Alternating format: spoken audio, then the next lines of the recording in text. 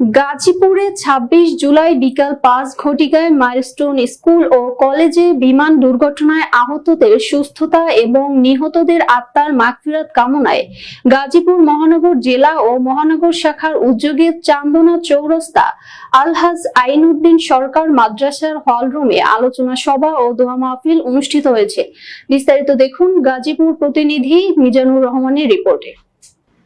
গাজীপুর মহানগর জাতীয় পার্টির আহ্বায়ক শরীফুল ইসলাম শরীফের সভাপতিত্বে ও সদস্য সচিব শেখ মাসুদুল আলম টিটুর সঞ্চালনায় প্রধান অতিথি হিসেবে উপস্থিত ছিলেন জাতীয় পার্টির মহাসচিব গাইবান্ধা ১ আসনের সাবেক সংসদ সদস্য ব্যারিস্টার শামীম হায়দার পাটোয়ারি। বিশেষ অতিথি ছিলেন গাজীপুর জেলা জাতীয় পার্টির সভাপতি প্রেসিডিয়াম সদস্য বীর মুক্তিযোদ্ধা আলহাজ আব্দুল সাত্তার মিয়া। প্রধান অতিথি হিসেবে বক্তব্যে ব্যারিস্টার শামীম হায়দার পাটোয়ারি বলেন, মাইলস্টোন স্কুল অ্যান্ড কলেজের দুর্ঘটনা আমাদের সারা জাতিকে কাঁদিয়েছে। আমরা শোকাহত, নিষ্পাপ আমাদের এই সন্তান ছেলে মেয়েগুলো অকালে ঝরে গেল। এই শোক আমাদের সইবার নয়। আল্লাহ তাআলা নিষ্পাপ শিশুদের বাবা মাকে পরিবারকে এই শোক সইবার তৌফিক দিন। পরে নিহত শহীদদের রুহের মাগফিরাত কামনা করে হাসপাতালে চিকিৎসাধীন সকলের সুস্থতা কামনা করে মহান আল্লাহর দরবারে বিশেষ মোনাজাত করা হয়।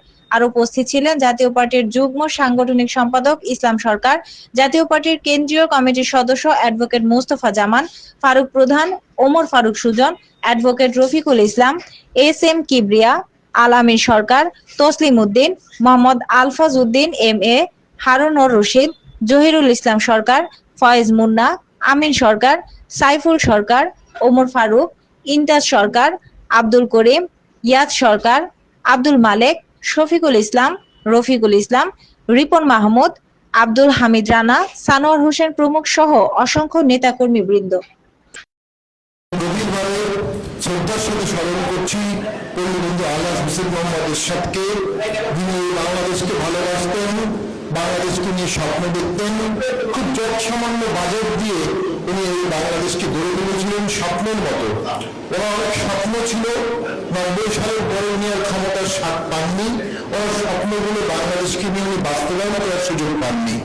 বহু কৃতজ্ঞতা জানাচ্ছি জাতীয় পার্টির সম্মানিত চেয়ারম্যান, সুযোগ্য চেয়ারম্যান জনাব জি.এম. কাদেরকে, যিনি আমার মতো তৃণমূলের নবীন এবং কম অভিজ্ঞতা সম্পন্ন একজন ব্যক্তিকে মহাসচিবের মতো এত বড় গুরু দায়িত্ব দিয়েছেন। আমি ওনার প্রতি কৃতজ্ঞ। আমরা মনে করি মব আর ভোট একসাথে থাকতে পারে না, মব আর আইনের শাসন একসাথে থাকতে পারে না, মব আর গণতন্ত্র একসাথে থাকতে পারে না, মব আর রাষ্ট্র একসাথে থাকতে পারে না। বর্তমান সরকার মব বেশি দুষ্ট, মব নিয়ন্ত্রণ করতে পারছে না, মানুষকে নিরাপত্তা দিতে পারছে না, মানুষকে চাকরি দিতে পারছে না, দারিদ্র বিমোচন করতে পারছে না। আস্তে আস্তে দেশ অন্ধকারে নিমজ্জিত হচ্ছে। এখানে জি.এম. কাদের স্যার যে তত্ত্ব কথা বলছেন, দেশকে রক্ষা করতে যে কথাগুলো বলছেন, সে কথাগুলো আত্মস্থ করে আমাদেরকে দেশ বাঁচাতে হবে। এখন আমাদের দায়িত্ব দেশ বাঁচানো, এখন আমাদের দায়িত্ব অন্তর্ভুক্তিমূলক রাজনীতি বাঁচানো, এখন আমাদের দায়িত্ব গণতন্ত্র বাঁচানো, এখন আমাদের দায়িত্ব জাতীয়বাদী বাঁচানো, এখন আমাদের দায়িত্ব এরশাদের তত্ত্বকে প্রতিফলিত করা। এদেশে অনেক সংস্কার নিয়ে আলাপ হচ্ছে, সবাই সংস্কার নিয়ে ৩ মাস মিডিয়াতে বা হচ্ছে, লেখালেখি হচ্ছে, মিটিং এ বা মিটিং হচ্ছে। ২টো সংস্কার হয়েছে মাত্র, হবে, সবাই একমত হয়েছে। একটা হচ্ছে হাইকোর্টের যে বেঞ্চ, এগুলো বিভিন্ন বিভাগে করা হবে, আর উপজেলা পর্যায়ে আদালত আনা হবে। এই দুটো সংস্কারই এরশাদ তার জীবদ্দশায় ক্ষমতা থাকার সময় করেছিল, পরবর্তী সরকারগুলো বাদ দিয়েছে। আবার ২৪ বছর পর, ৩০ বছর পরে এরশাদের সংস্কারই এই সরকার গ্রহণ করছে। তাহলে জাতীয় পার্টির গুরুত্ব কত বেশি, জাতীয় পার্টির ফোরকাস্ট কত বেশি, জাতীয় পার্টির অভিজ্ঞতা কত বেশি, জাতীয় পার্টির যোগ্যতা কত বেশি।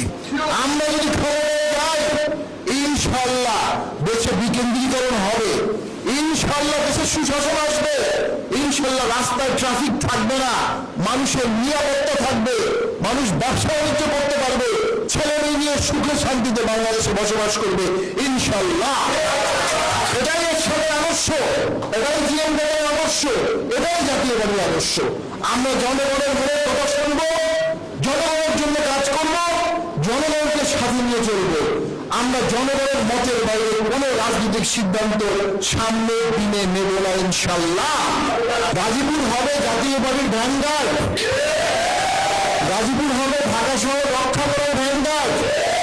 আমরা ঢাকায় প্রোগ্রাম করবো, আমরা হাজার হাজার লোক চাই গাজীপুর থেকে যাবে ইনশাল্লাহ। আমরা ঢাকায় আন্দোলন করবো, গাজীপুর সেই আন্দোলনের ছুটি জায়গা হবে ইনশাল্লাহ। প্রিয় গাজীপুরবাসী, স্বল্প সময়ে শত বাধা সত্ত্বেও আপনারা যে সম্মান আমাকে জানিয়েছেন, আমি বিমোহিত হয়েছি, আমি অভিভূত হয়েছি, আমি উৎসাহিত হয়েছি এবং এটি আমার জীবনের একটি প্রেরণার উৎস হিসেবে ভবিষ্যতে কাজ করবে। গভীর শোকের সাথে স্মরণ করছি, মাইলস্টোনে অনেক শিশু, অনেক শিক্ষক মারা গেছে, নির্মম মৃত্যু। একটা সময় আমরা বলতাম যে সরকার স্বাভাবিক জীবনযাপনের অধিকার দেন, সরকার স্বাভাবিকভাবে বেঁচে থাকার অধিকার দিল না। তারপরে আমরা বললাম বেঁচে থাকার দরকার নয়, মৃত্যু, স্বাভাবিক মৃত্যুর অধিকার দেন, সরকার সেটাও পারল না।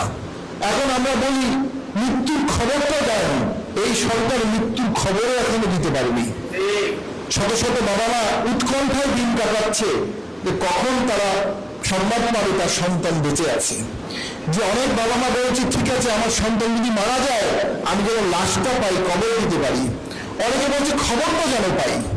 আমি মনে করি সরকারের অনেক সতর্ক হওয়ার প্রয়োজন ছিল। এই দুর্ঘটনা 10 মাস ধরে সরকার আছে, 1 বছর ধরে আছে। যদি সুশাসন থাকতো, যদি কোনো গভর্নেন্সের ফেলিয়ার না থাকতো, এই ধরনের দুর্ঘটনা হতো না।